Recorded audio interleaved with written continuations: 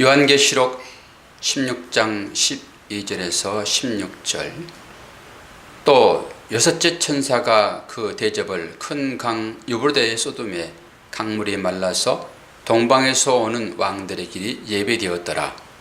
또 내가 보매 개구리 같은 새 더러운 영이 용의 입과 짐승의 입과 거짓 선지자에게서 나오니 그들은 귀신의 영이라.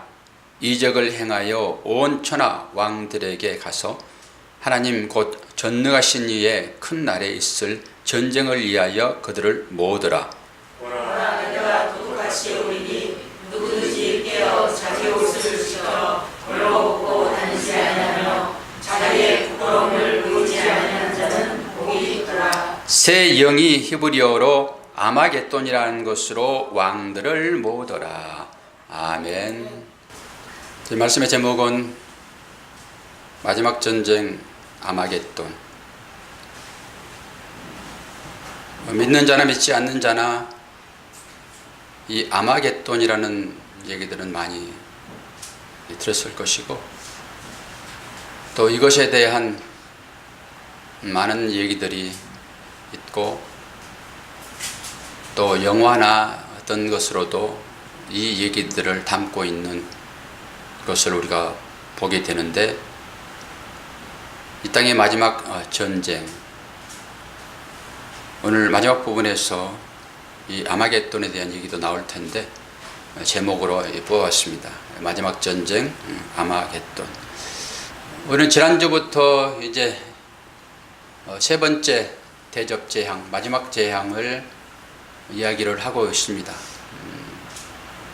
여러분 다 기억하십니까? 첫 번째 대접이 부어질 때 어떤 일들이 일어났죠? 독한 헌대가 일어났고 짐승의 표를 받은 우상 숭배하는 그런 자들에게 부어졌습니다. 그리고 두 번째와 세 번째는 대접이 부어질 때 바다와 강과 그리고 샘물에 군원되는 모든 물에 부어지니까 거기에 물이 피로 변했다, 이렇게 말씀을 드렸습니다.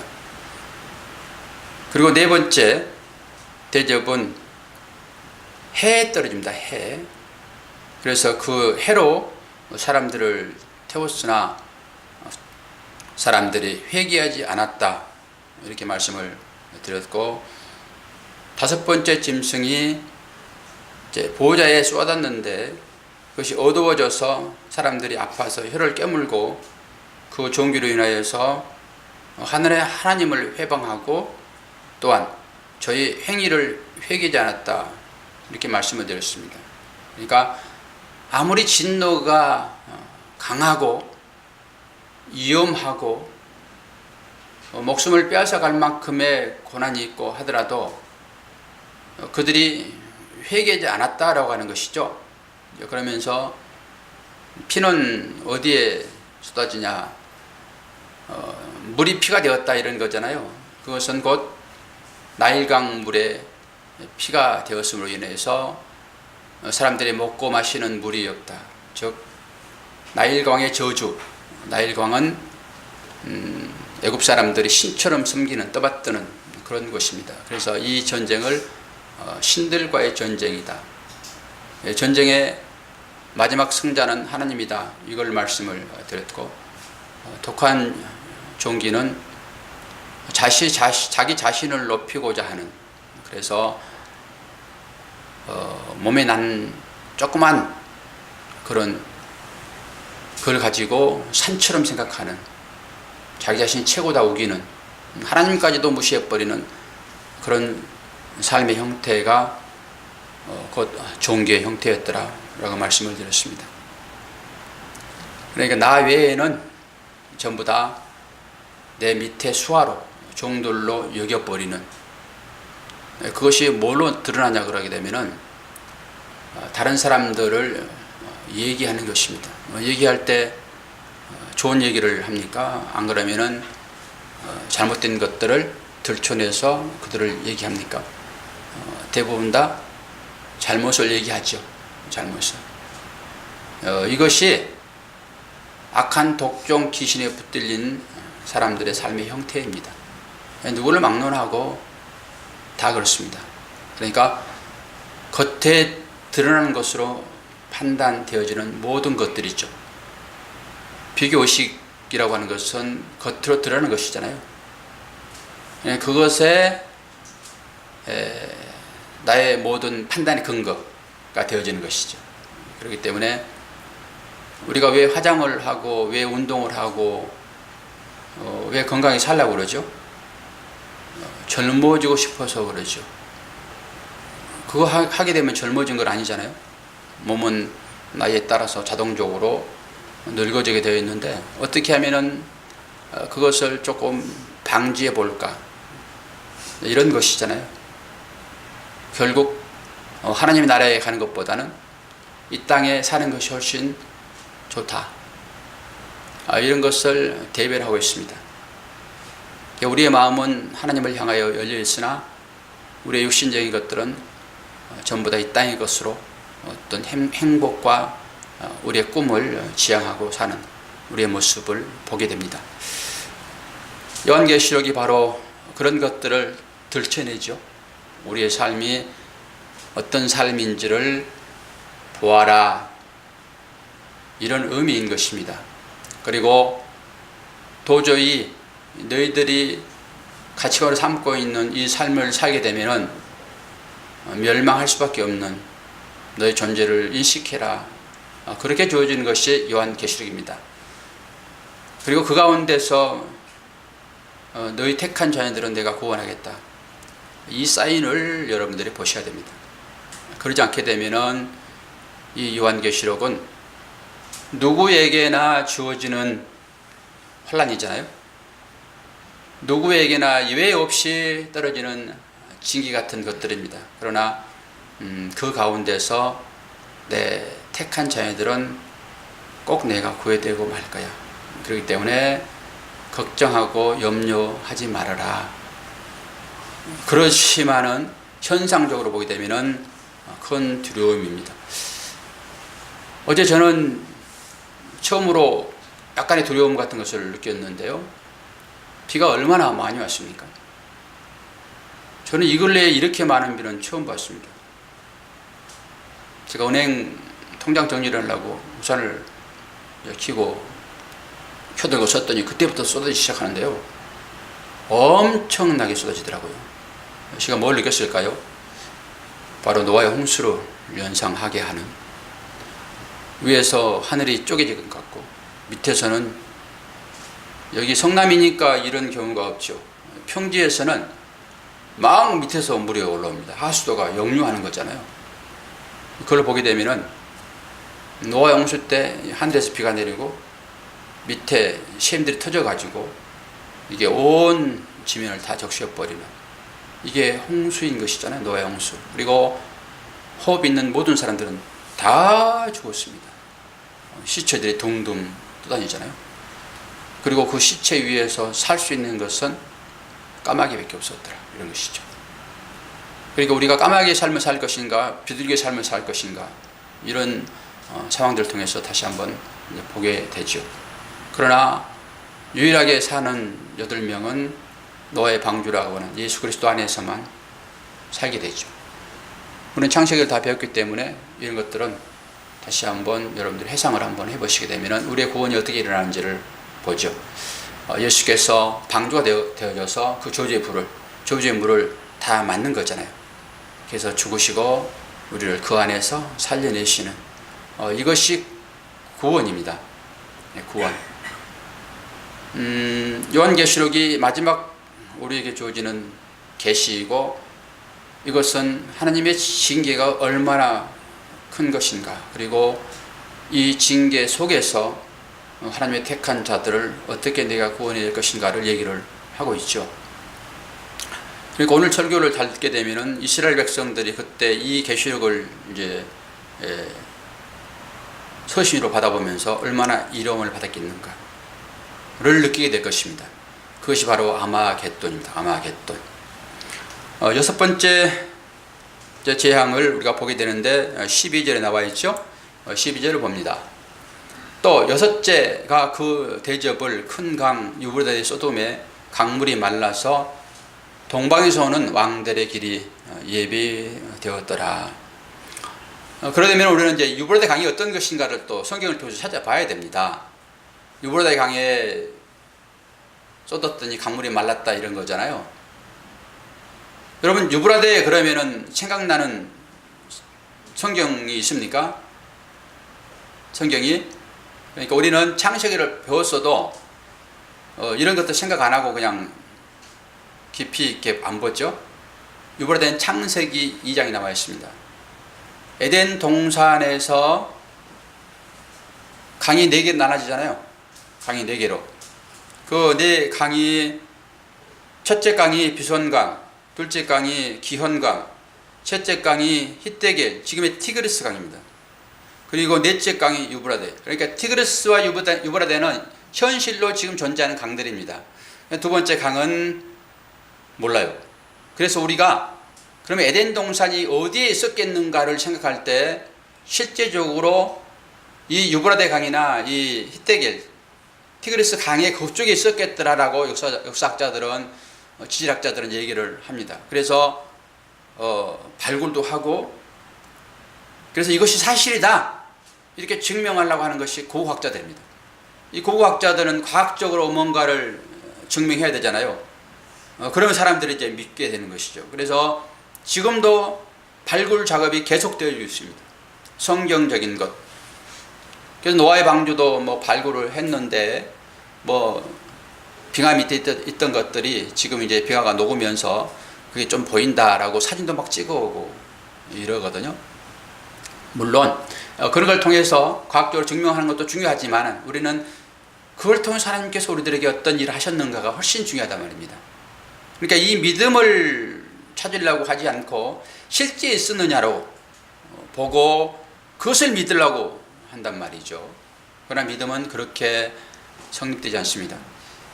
그것은 사실 확인일 따름이죠. 믿음은 보이지 않는 것들을 보는 것처럼 믿는 것이 믿음입니다. 우리도 그런 관점에서 믿음을 찾게 되게 되면 우리의 믿음은 허장이 될 것입니다. 하나님은 그런 방법으로 우리에게 믿음을 주지 않죠. 유브라데가 어떤 강인가 창세기에 나와 있죠. 창세기 15장 18절. 그날 이건 이제 그때 창세기 2장에 나와 있는 그 얘기를 이제 아브라함에게 얘기를 하고 있는 장면이죠. 그날에 여호와께서 아브라함으로 더불어 언약을 세워 가라사대 내가 이 땅을 애굽 강에서부터 큰 강 유브라데까지 내 자손에게 주노니 이건 언약입니다. 창세기 12장에 아브라함을 부르시잖아요. 그럼 언약을 주셨는데 이 언약을 주시는 것입니다. 그러니까 애굽에서부터 유브라데 이 거리는 어마어마합니다. 이걸 아브라함에게 주었다 이런 얘기를 하는 것이죠. 그러니까 이 유브라데는 티그리스 강과 마찬가지로 히데겔과 마찬가지로 에덴 동산에서 발원하여 4강을 만드는데 이 영적인 의미는 지난번에 말씀을 드렸죠. 에덴 동산에서 물이 흘러서 4강으로 나눠진다 이런 것은 사방위를 얘기하는 것이고 생명의 물이 온 땅을 적실 것이다 이 의미가 있죠. 즉 물은 누구를 상징적으로 보여주고 있죠. 예수 그리스도시죠. 그러니까 예수 그리스도로 인해 가지고 모든 것들이 살아날 것이다. 창세기부터 얘기를 하고 있다고요. 창세기 2장부터. 그 얘기가 지금 오늘 유브라데의 마른 강을 얘기를 하고 있습니다. 우리는 이 성경을 볼 때 늘 2가지를 의미가 있다라고 생각하고 보셔야 2가지 의미. 근데 이 강이 마른다라고 했을 때 강이 마르게 되면은 사람이 건널 수 있잖아요. 그리고 유브라데 강이 말랐다라고 하는 것은 동쪽에 있는 왕들이 그 마른 강을 통해서 올 것이다. 이 얘기는 동쪽의 나라가 권력이 있고 능력이 있는 그런 나라들이잖아요. 권력, 힘이 있는 나라들. 그러면 힘이 있는 나라, 그러면 또 왕을 얘기하는 것이고 그쪽에서 이제 사실 이건 경계인 것이죠. 하나님 나라의 땅과 이방 나라의 땅의 경계인 것이잖아요. 그 경계가 무너지면서 그쪽에서 왕들이 이제 치고 나올 것이다. 곧 전쟁이 일어날 것이다. 이 얘기를 하고 있죠. 오늘 12절이 전쟁을 미리 얘기를 하고 있죠. 마지막 전쟁이 그렇게 일어날 것이다. 그런데 이것은 하나의 사인이고 또 하나의 사인은 강이 말랐던 적이 역사상 2번 있었습니다. 성경 역사상. 무슨 강이죠? 언론에 나와야 돼요, 여러분. 안 그러면 우리 전부 60 넘은 사람으로 이제 다 해야 돼요. 예. 홍해하고 여호수아가 이스라엘 백성들을 이끌고 제사장이 딱 강을 건넜더니 물이 딱 갈라졌잖아요. 무슨 강 건너가 만나리. 요다가 노래를 해야지. 그래서 노래로 요절을 외우면 쉽습니다. 이게 홍해강과 요단강이 갈라지잖아요. 하나님 나라에 들어가는 의미가 있죠. 요단강은 다음에 보도록 하고 홍해강의 역사를 한번 보도록 합시다. 출애굽기 14장 21절 22절. 모세가 바다 위로 손을 내엄인데 여호와께서 큰 동풍으로 밤새도록 바닷물을 물러가게 하시니 물이 갈라져 바다가 마른 땅이 된지라. 이스라엘 자손이 바다 가운데 육지를 행하고 물은 그들의 좌우에 벽이 되니. 결국 동풍으로 인해 가지고 홍해가 갈라졌다라고 하는 것은 건너갈 수 있는 마른 땅이 되었다 이것이죠. 그러니까 유브라데 강이 말랐다라고 하는 것은 이것을 얘기하고 있는 것이죠. 건너갈 수 있다라고 하는 거예요.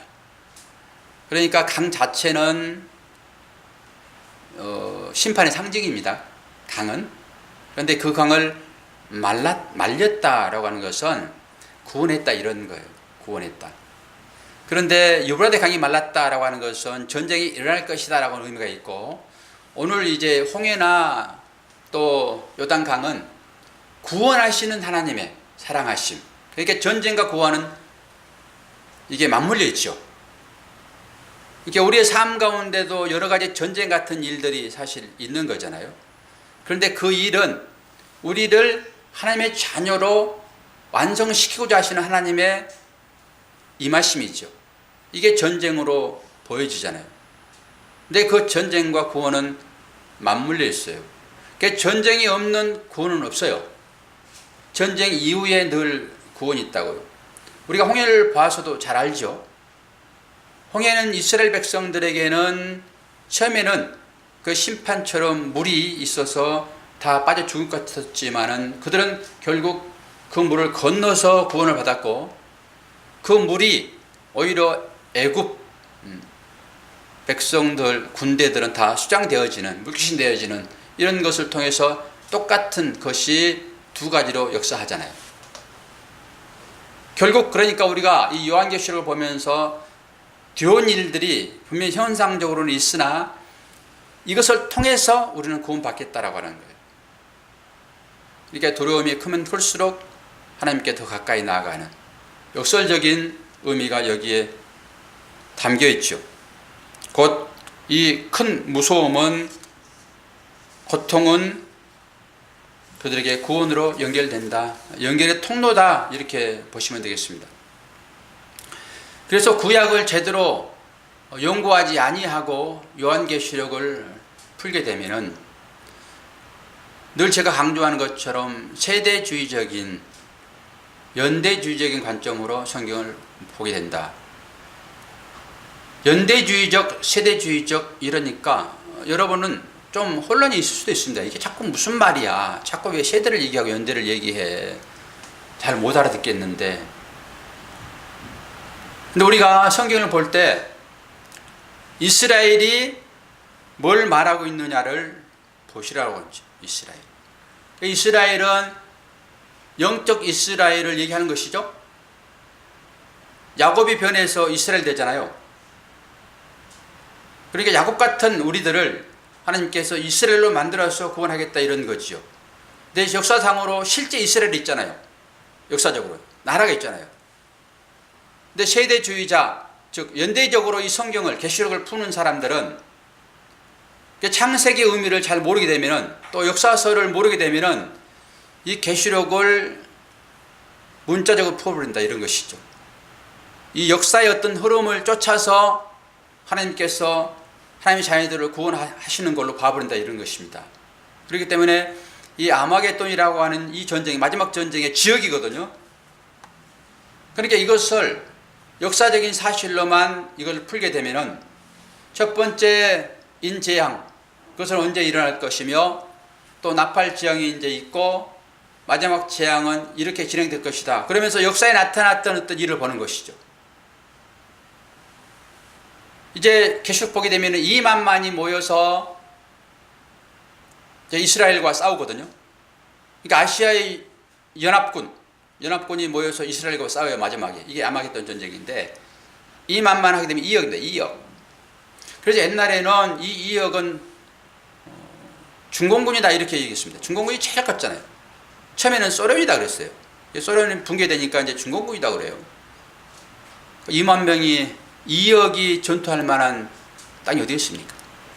이게 지금 이제 아마겟돈 무깃도라고 하는 지역인데 여기에 다 모일 거잖아요. 왕을 지금 모으고 있잖아요. 오늘 말씀이. 그렇게 보게 되면은 전혀 맞지는 않습니다. 이게. 그리고 이스라엘의 마지막 전투가 이제 그 지역에서 이 아마겟돈이라고 하는 그 지역에서 일어날 것인데 그렇게 되면은 이제 주님이 재림할 것이다. 이렇게 보는 거죠. 역사적으로. 그러니까 이걸 그렇게 보지 마시라고 제가 강조를 지금 계속 하고 있는 것입니다. 역사적으로 보지 마시라고. 이것은 아마겟돈이라고 하는 이 전쟁은 현재 우리 안에 일어나고 있어요, 여러분.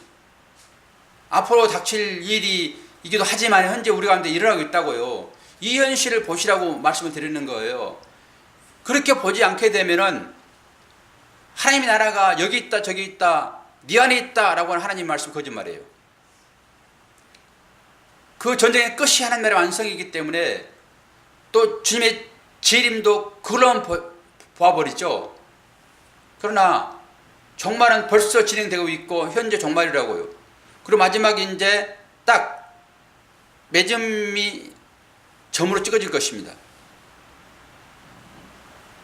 여러분의 삶이 매일 점이어야 돼요.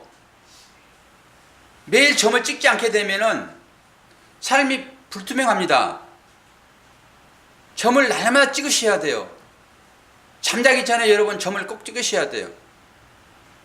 여러분 자는데 내일 아침에 일어날 걸 여러분 의지로 됩니까? 안 된다고요. 그렇기 때문에 오늘 내가 잠들기 전에는 잠들기 전에야 뭐 내가 움직이는 것이니까 내 의지로 뭔가를 할 수 있어서 할 수 있다 하지만은 여러분 잠을 안 잘 수 없잖아요.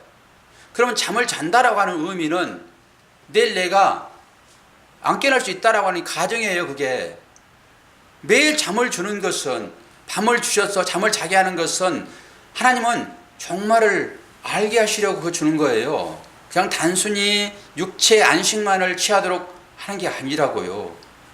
그리고 사람들의 죽음을 우리가 목격하게 하시는 것은 너희들도 종말에 있을 것이다예요. 그럼 오늘 여러분이나 제가 종말을 맞게 되면은 여러분 어떤 모양으로 여러분 마지막을 장식하실 거예요? 이런 생생한 말씀이 현재 우리에게 주어지고 있음에도 불구하고 우리는 우리 스스로 내 의지에 의해서 내일 아침에 일어날 수 있다라고 하는 이 착각을 가지고 있다고요. 내일 아침에 내가 일어난 것은 전적인 여러분 하나님의 은혜예요. 그래서 눈을 번쩍 뜰 때 하나님 오늘도 나를 살리셨군요. 이 감사가 터져나와야 돼요. 그런 자만 하나님 앞에 매일매일의 삶에 최선을 다해요. 그리고 정말처럼 생각한다니까요. 저도 제 자리를 늘 나올 때는 한번 돌아보고 나옵니다. 요즘에 좀 습관이 생겼어요. 그게. 그래서 좀 반듯하게 책도 좀 너부러져 있던 것들을 좀 반듯하게 이렇게 정리해서 나오고 또 문도 좀 딱 닫고 나오고 저희 4층에 그 주방문은 항상 열려 있거든요. 요즘 제가 이제 늘 꼭 닫아요. 이렇게. 닫는 것은 어떤 것이냐 그러면은 정리했다 이런 것이죠. 그리고 내가 당장 거기에 들어가지 않았을 이제 못 들어가더라도 다른 사람이 봤을 때 아 정리를 하셨구나. 이게 뭐예요? 삶의 정리 아니에요? 이런 하나하나를 여러분 영적인 관점으로 보시게 되면은 남다르다니까요. 이게 지금 종말을 저희들이 살고 있다고요. 종말이 딴 데 있잖아요. 아마겟돈이라고 하는 거기에 전쟁이 일어나게 되면 끝이 올 것이다. 이것을 역사적으로 보지 마시라고 제가 연대기적 세대주의적 관점을 깨부시는 거예요.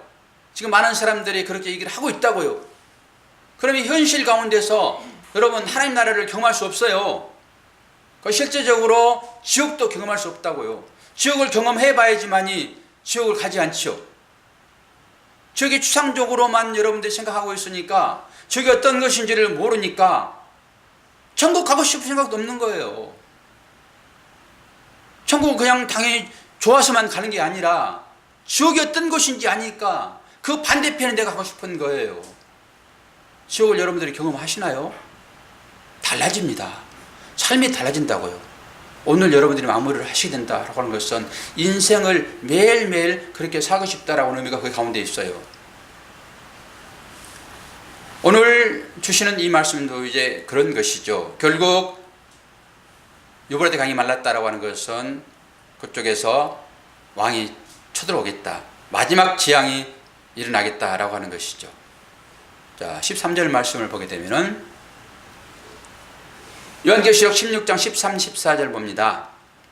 또 내가 보매 개구리 같은 새 더러운 영이 용의 입과 짐승의 입과 거짓 선자의 입에서 나오니 저희는 귀신의 영이라 이적을 행하여 온 천하 임금들에게 가서 하나님 곧 전능하신 이의 큰 날에 전쟁을 위하여 그들을 모으더라. 큰 전쟁, 마지막 전쟁을 위하여서 천하 임금들을 지금 다 모으고 있다고요. 어디로 모읍니까? 아마겟돈으로. 아마겟돈. 여기 보십시오. 이것이 어떤 전쟁인지. 저들은 귀신의 영이라 그래요. 귀신의 영. 이거 보더라도 이게 영적 전쟁인지를 알 수 있겠죠. 영적 전쟁. 귀신의 영들이 싸움하고 있다고요, 지금. 물론 사람을 통해서 하겠죠. 그러나 그 사람을 주장하는 것은 귀신이라고. 귀신들, 악한 영들.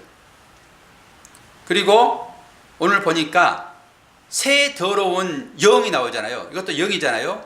영이 용의 입과 짐승의 입과 거짓 선자의 입에서 나온다. 이건 삼위일체 하나님을 패러디했어요. 삼위일체 하나님은. 더러운 영이 어떤 거죠? 용, 짐승, 거짓 선자. 이게 입에서 나온다. 입에서. 그러니까 거짓 선지자, 즉 말씀 도둑.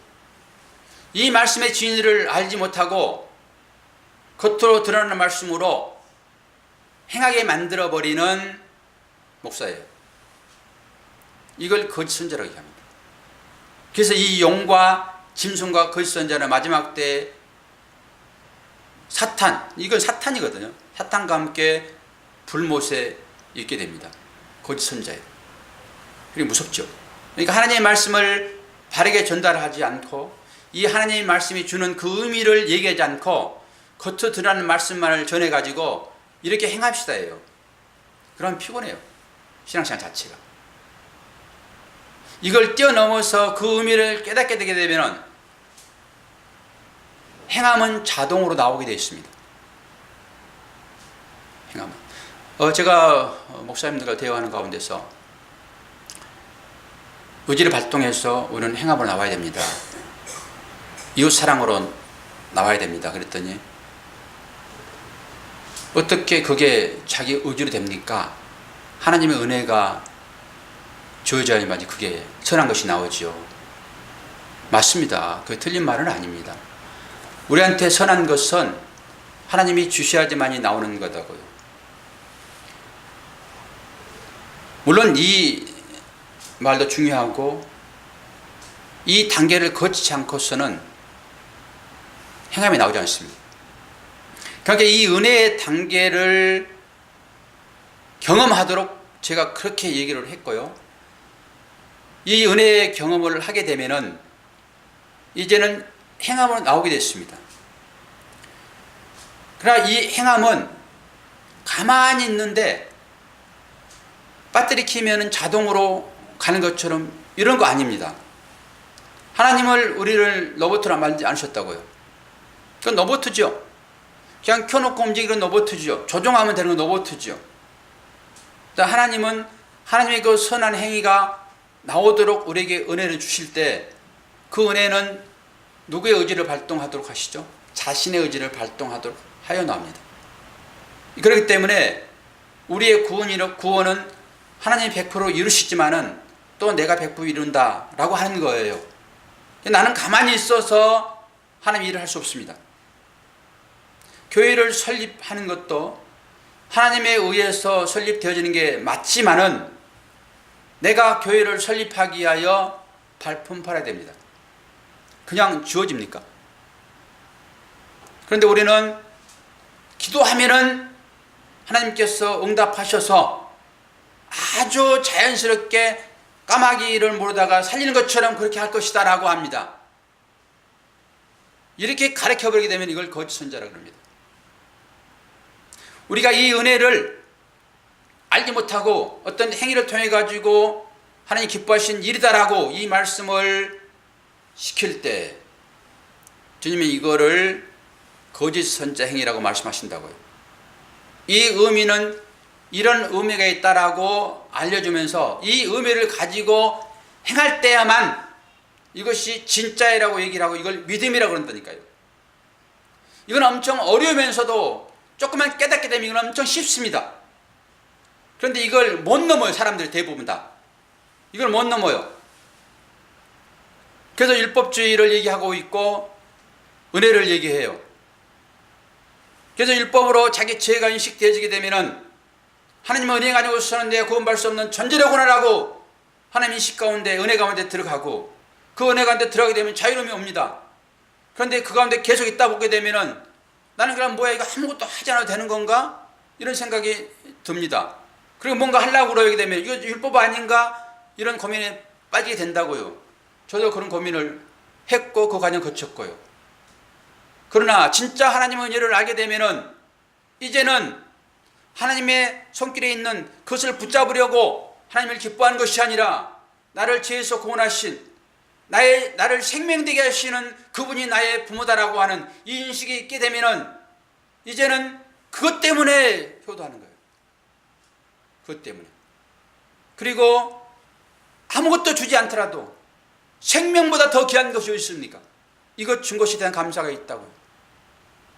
그런 의미를 가지고 하는 행위는 하나님이 기뻐 받으실 만한 믿음이다라고 여겨주신다고요. 이게 단순한 것 같지만은 이걸 깨는 것은 큰 바위돌을 깨는 것과 똑같습니다. 그래서 신학을 공부하고 어떤 자기의 길을 딱 정해서 목회하는 분들하고는 몇 마디 얘기를 해보고 더 이상 얘기가 진척이 안 되면 함구합니다. 아무리 말해도 알아들 수 없습니다. 그러니까 사물을 보고 여러분들이 사물을 통해서 말씀하시는 그 하나님의 은혜를 깨닫지 못하게 되면 그럴 수 있다고요. 제가 예를 들면은 그런 거죠. 바퀴벌레의 죽음을 어떻게 확인할 수 있습니까? 제가 목회자들하고 얘기를 하면서 얼른 얘기했더니 그 많은 사람들 한 분도 얘기를 못해요. 바퀴벌레의 죽음을 어떻게 확인합니까? 그랬더니 움직이지 않으면 죽은 것이죠. 움직이지 않으면 죽은 것이죠. 움직이지 않으면 죽은 것이죠. 당연히. 바퀴벌레도 그렇습니다. 그러나 우리는 다 알잖아요. 이제는. 바퀴벌레 죽음을 뭘로 확인하죠? 움직이지 않고 가만히 있으면 죽은 것입니까? 어떻게 하는 거예요? 뒤집어져 항복하고 있습니다. 네 손발 다 들고 있습니다. 여러분, 바퀴벌레는 죽음을 그렇게 나타냅니다. 그럼 이게 어떤 의미가 있을까요? 저는 해석했습니다. 아, 항복하는 자만 구원받는구나. 그리고 이 바퀴벌레는 천국 같습니다. 이렇게 좀 유머적으로 얘기했더니 목사님 조금 더 나가면 신천지로 갑니다. 얘기가 안 통해요. 뭘 얘기하는지를 모르는 거죠. 그러면 이제 그분들이 신천지로 몰기 위해서 그 박 목사는 일반 짐승에게도 영이 있어서 자기 가족이 기르는 그 애완견이 죽게 되면은 거기 가서 예배도 드리고 장례도 쳐주며 그 영혼을 위하여 기도합디다. 이렇게 소설을 쓰게 되어 있습니다. 뭘 말하고 있는지를 의미를 깨닫지 못하게 되면 겉에 드러난 것만 가지고 판단하게 돼 있어요. 여러분 주위에서 어떤 사람들이 다양하게 사인을 볼 것입니다. 사인을. 근데 그 사인을 볼 줄 알아야지만이 그 가려운 데를 긁어주는 거예요. 하나님은 말씀을 통해서 우리들에게 계속 사인을 보내시죠. 삶을 통해서. 이거 하나만 발견하게 되면은 여러분 성경 전체를 볼 수 있는 눈이 열린다니까요. 그리고 삶 가운데 나타난 이 다양한 모든 문제들이 하나님의 손 가운데 있다라고 하는 인식에 들어가게 되면은 어떻게 그것이 악이냐고요. 어떻게 그것이 나쁜 거냐고요. 그걸 통해서 내가 하나님의 자연된 삶을 살다 하게 되면은 오히려 좋은 것이지. 시험 볼 때마다 척척 올백. 그래가지고 교만한 자녀 되기를 원하세요. 안 그러게 되면은 점수는 좀 적게 맞고 몇 번 낙방하더라도 그것 때문에 이 약한 인생을 그가 깨닫고 이 인생의 길을 해결할 수 있는 하나님을 그가 만났다 하게 되면은 그 자녀된 삶이 좋은 것이에요. 그런데 우리들은 이 뒤 부분은 전혀 생각하지 않고 이것은 잘못된 것이고 이것은 실패 삶이고 이것은 칭찬받지 못한 일이라고 딱 정의해가지고 전부 다 그렇게 매도해버리는 것이 이 시대예요, 여러분. 어떻게 해서든지 우리 아이들은 다른 사람 위에 군림하기를 원한다고요. 왜 그러죠? 누구의 마음일까요, 이게? 이게 내 마음이에요, 내 마음. 자기는 못하고 왜 자녀들한테 그 일을 하게 만드냐고요. 자기가 좀 해보지. 자기가 해봤으면은 야, 이게 삶이 온전한 삶이 아니다라고 자녀를 바르게 가게 만들죠. 자기는 그 꿈을 이루지 못했으니까 내 자식의 꿈을 이루어가지고 자식 망치는 거예요. 그거는 내가 망쳐져 봤어야지 이해를 해야지 하죠, 그걸. 그래서 한번 실패하는 자가 누구라고요? 우리 어머니라고요. 실패는 어머니라고 그러잖아요, 그걸. 그런데 이상 가치로 전부 판단하고 있으니 말은 실패는 어머니라고 그래요. 말은 좋죠, 말은.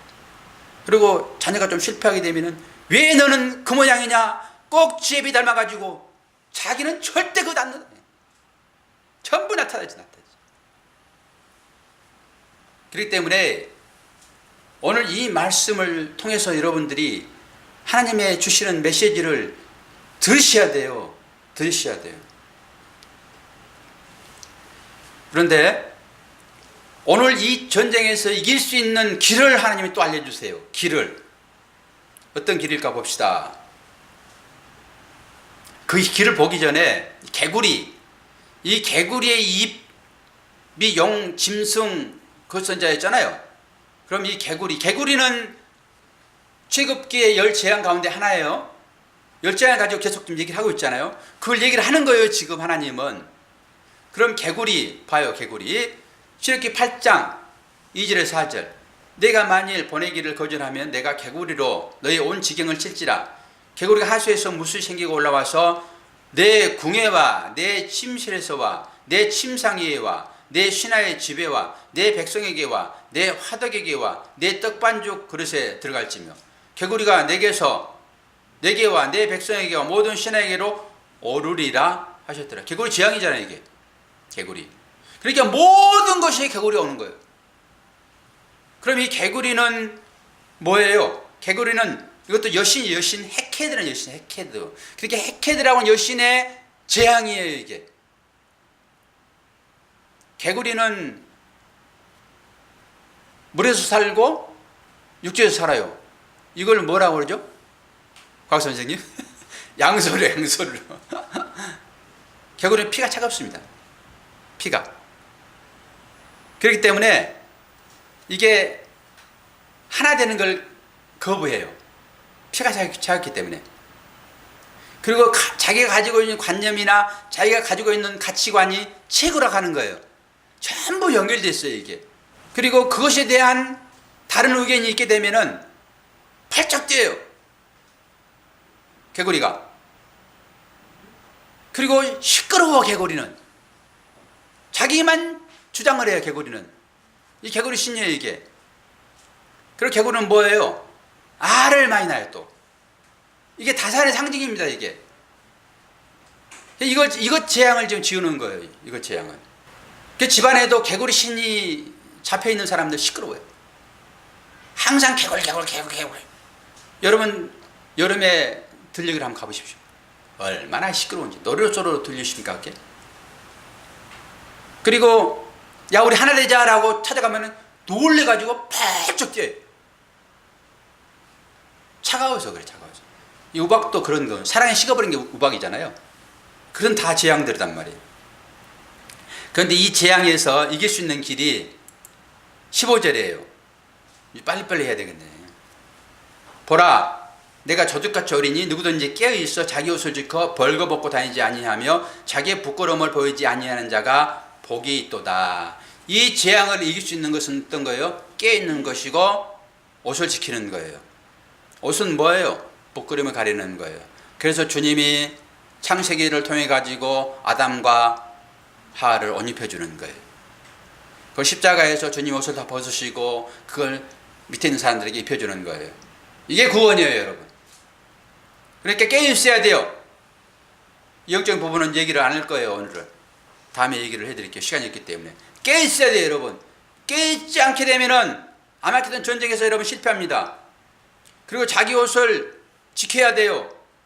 그래서 벌거벗음, 수치스러운 것을 가려야 돼요. 이것은 회개하고도 연결되어 있어요. 그래서 우리는 이 전쟁을 영적인 전쟁이다 그러면서 에베소서 6장 말씀이 있어요. 안 읽어드릴 거예요, 시간이 없어서. 에베소서 6장 10절 18절 여러분 집 가서 읽어보시기를 바라요. 오늘은 아마겟돈 전쟁까지 얘기를 해야 되니까 그 부분을 설명을 좀 해야 될 것 같아요. 앞에 제가 너무 많은 말을 했어요. 자, 봅시다. 사사기서 5장 19절 보니까 왕들이 와서 싸울 때에 가난한 왕들이 무기또 물가 다한하게서 싸웠으나 은은 탈취하지 못하였도다. 이게 무기또라는 말은요, 하러 무기또 그러거든요. 하러 무기또. 이게 아마겟돈이란 말이에요. 아마겟돈 말. 그래서 하르란 말은 산이란 말이에요. 산이란 말. 그러니까 이 하르는 산, 언덕 이런 의미가 있다고. 산, 언덕. 그래서 무기또 언덕, 무기또 산 그렇게 보시면 돼요. 그런데 이것을 신약은 아니 요한계시록은 신약이에요, 구약이에요? 신약이잖아요. 신약은 헬라어로 쓰여 있어요. 헬라어로. 근데 제가 이 헬라어로 쓰여진 이 신약을 히브리서 쓴 성경을 제가 구입했잖아요. 지난번에 30얼마 줘가지고. 거기 가가지고 이 아마겟돈을 찾아보게 되면은 단어마다 코드가 다 있어요. 성경 전체가 다. 이 코드를 보게 되면은 4023이라는 코드가 있어요. 그래서 그 코드를 딱 치게 되면은 여기에 대한 단어가 의미가 나와요. 의미가. 거기에 보게 되면은 산, 언덕, 또 주든지, 모임 이런 뜻이 있다고요. 그렇기 때문에 아마겟돈 그렇게 되면은 주든지, 어떤 모임, 언덕, 산 그렇게 보시면 돼요. 이게 무기또라고요. 여기 나온 무기또입니다. 이게 사사기 5장 19절에 나온 무기또. 이 무기또 여기에는 여기 선지자는 드보라고 그 선지자는 그 왕 군대 장관은 바라기. 우리 이거 다 봤죠, 지난번에. 우리 사사기 때 배웠잖아요. 이거 처음에 배울 때 여선지자와 바락 전쟁에서 연합군을 이기고 하는 노래라고요. 그러니까 이 아멜렉, 무기또 이런 얘기가 나오게 되면은 이스라엘 사람들은 전쟁 딱 떠오르는 거예요. 전쟁. 이거 잘 들으세요, 지금. 전쟁 딱 떠오르는 거예요. 그 전쟁에서 어땠지? 전쟁에서 이겼지. 이게 지금 드보라와 바락의 얘기예요. 그리고 이 산은 빨리빨리 갑시다. 좀 여기 지역인데요. 이게 지금 이스라엘의 지도입니다. 이게 보입니까? 여기 무깃도라고 보이죠? 글씨가 보이나요? 예, 무깃도. 여기 무깃도예요. 그리고 여기에 갈멜산이 있어요. 그러니까 무깃도 지역에 있는 산이 갈멜산이에요. 갈멜산은 850대 1의 전투에서 엘리야 맞나요? 이거 막 헷갈리네. 엘리야 맞죠? 엘리야가 850대 1에서 전투에서 이긴 곳이라고요.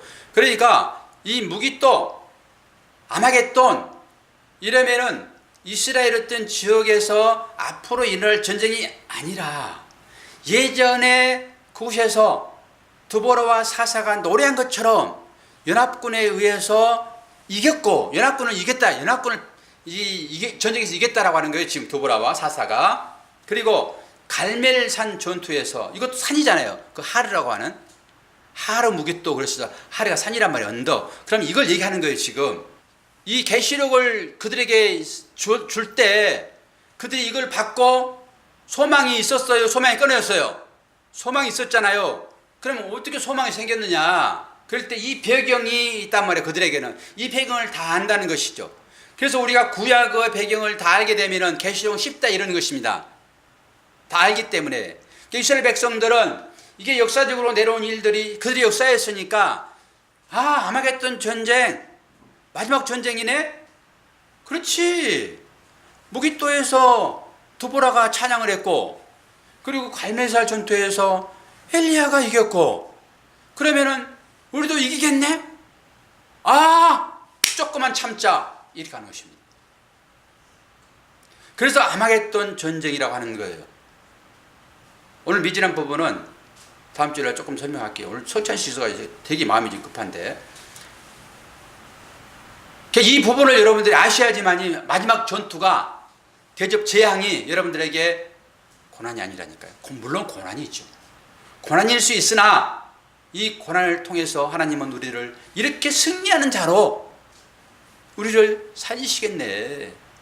그리고 앞으로 닥쳐올 전쟁이긴 하나, 현재 이 아마겟돈 전쟁은 우리의 삶 가운데 그대로 지금 노출되어 있다고요. 그 싸움을 하고 있는 거예요. 그러니까 여러분들이 이 소식을 접했으면은, 아, 나도 이기겠구나. 그리고 이 현실적인 싸움도 있으나 실제 이 싸움은 어디서 일어난 싸움인지? 내 마음에서 일어난 싸움이에요. 내 마음에 아마겟돈 전쟁이 일어나고 있습니다. 지금. 근데 이것을 하나님께서는 이기게 하실 거예요. 내 마음 때문에 문제인 거예요. 마음만 고쳐내면요, 다 전쟁 승리하게 되십니다. 이 영적 의미까지 여러분들이 좀 잘 살펴서 이 전쟁에서 승리하시기를 바랍니다. 기도하겠습니다. 하나님 아버지, 마지막 전쟁 아마겟돈 설명은 하였으나 미진한 부분이 분명히 있는데, 하나님 지혜를 허락해 주시어서 우리 성도들이 알아듣게 하시고, 우리 삶 가운데 나타나는 이 전쟁에서 우리는 분명히 하나님의 손잡아 주심으로 이길 것을 믿습니다. 승리하는 삶으로 이 어려움을 인내로 이기게 하여 주시옵소서. 예수 그리스도 이름으로 기도하옵나이다. 아멘.